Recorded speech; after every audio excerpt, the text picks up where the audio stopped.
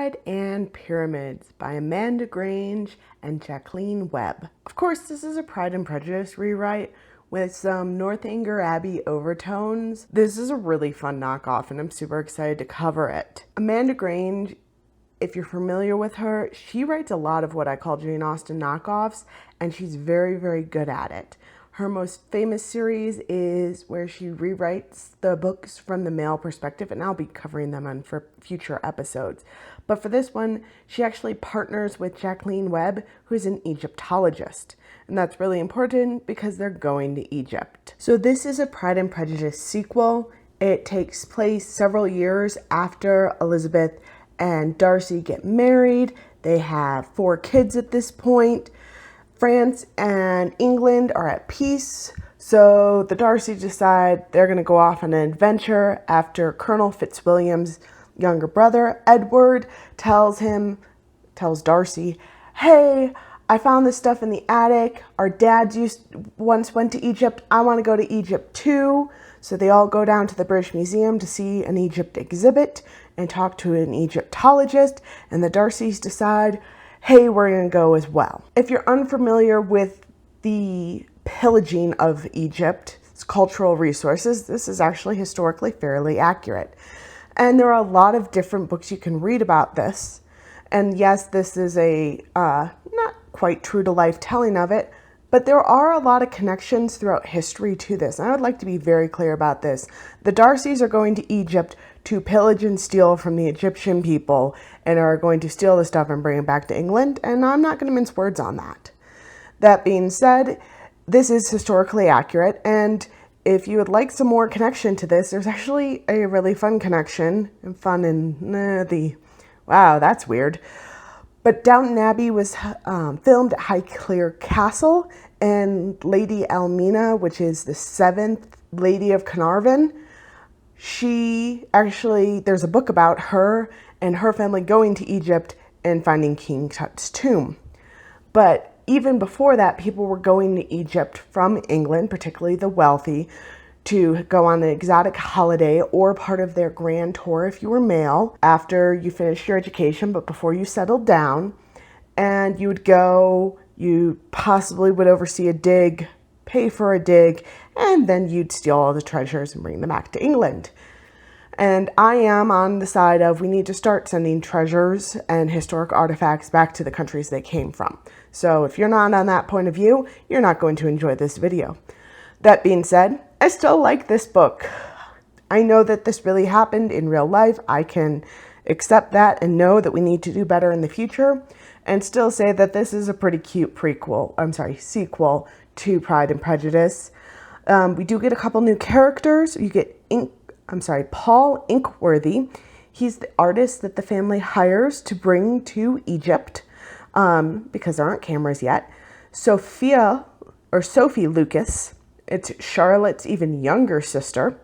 And then, of course, Darcy and Elizabeth's kids, John, Lawrence, Jane, and Margaret. In one of the more realistic portrayals in a book, the first part of the book is nothing but them planning to go to Egypt, in which Elizabeth and Darcy talk to other people who have already gone to Egypt, both men and women, and start planning out their travels, which it sounds like basically they order a whole new life's worth of clothing, they hire their artist, they recruit Sophia Lucas to basically be a companion for Elizabeth so that there's another woman going, and it allows us time to introduce Edward Fitzwilliam, the younger cousin of Darcy, who's going to be on the boat with them to Egypt and going along for the trip.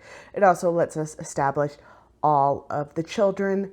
John, who wants to end up like Colonel Fitzwilliam, Lawrence, the younger brother, Jane, who's a carbon copy of Jane Bennet, and Margaret, the youngest.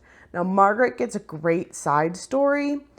There's a possession, and like I said, there are Northanger Abbey tones throughout this whole entire story, which I really, really loved. And she basically gets possessed by an Egyptian spirit who's been locked away in a doll that got spirited away a generation ago from Egypt. And the doll is now trying to get back to Egypt by taking possession of the youngest Darcy. I think this is a great subplot line. Really pays off in the end for the Darcys to have the doll and the spirit on their side. But like I said, it's a Pride and Prejudice rewrite with Overtures of Northanger Abbey. Of course, you can't have Pride and Prejudice without Mrs. Bennet doing something weird. So she sneaks onto the boat that they're taking from England to Egypt and invites herself on this grand vacation without doing any of the prep work, and they're also not prepped for her to go. So that kind of doesn't work out. For the record, I don't know why they just didn't turn around the boat and go drop her off. Darcy had more than enough money to bribe the captain into doing that. Wickham and Lydia, they basically try and follow and steal, because it turns out that the whole backstory between Darcy and Edward's father, once going to Egypt, also included, you guessed it, Wickham's father. So there was 3 of them traveling in Egypt. And so Wickham feels that there's this map, and Darcy has part of the map, and Edward Fitzwilliams has the other part of the map, and Wickham thinks he deserves some of what they're going to steal from Egypt. And of course, it doesn't work out for them at all. And it's very funny at the end that Mrs. Bennet never realizes that Lydia and Wickham were both in Egypt at the same time. Of course, the book can't be a Jane Austen knockoff if there isn't a love story. And of course, the love story is a love triangle between basically the 3 new characters, which is Edward, the nephew of Darcy, Paul, the artist they hired to document everything, and Sophie, the youngest Lucas, who is brought along to be Elizabeth's companion. I won't tell you how it all works out, but it's cute, it's convincing, and in the end, Paul and Edward basically have to decide who's going to rescue Sophie out of a pit, and I, of course, imagine it like the snake pit from Indiana Jones, and it's cute, it's fine. Now, all the kids don't really get their own story, but they all get time spent with them, which is great. And it's a lot of fun to kind of read along with what their kids would have been like, imagining Elizabeth and Darcy as parents, and especially when you consider their cousins would have been Bingley and Jane's, and how that would influence them and what their opinion of their grandmother might end up being. So that was a lot of fun to read. The book is well written. It's a quick read, it doesn't really lag anywhere. In the end, Lydia and Wickham don't prosper. The love works out, and Mrs. Bennet learns nothing. And I do want to point out that although this book is not historically accurate in a lot of regards, it's historically relevant. And I say that because as you've been listening to me ramble about this book, I've been showing you a lot of pictures that are the sketches from way back before the camera was available of what people were picturing as they went to Egypt. And it was popular to go to Egypt on your grand tour and with your families, and it would remain so for many years. And in fact, even today, the pyramids of Giza is a huge bucket list item for a lot of people.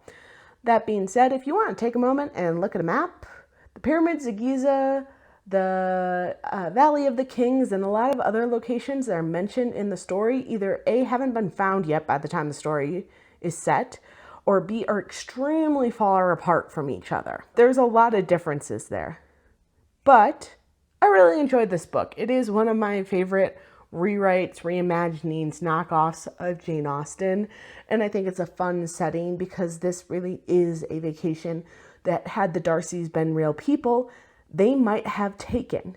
And vacation's the wrong word because it was a work trip for Darcy because he's going to invest in stealing more stuff from Egypt. Read it, don't read it, but as always, please read something.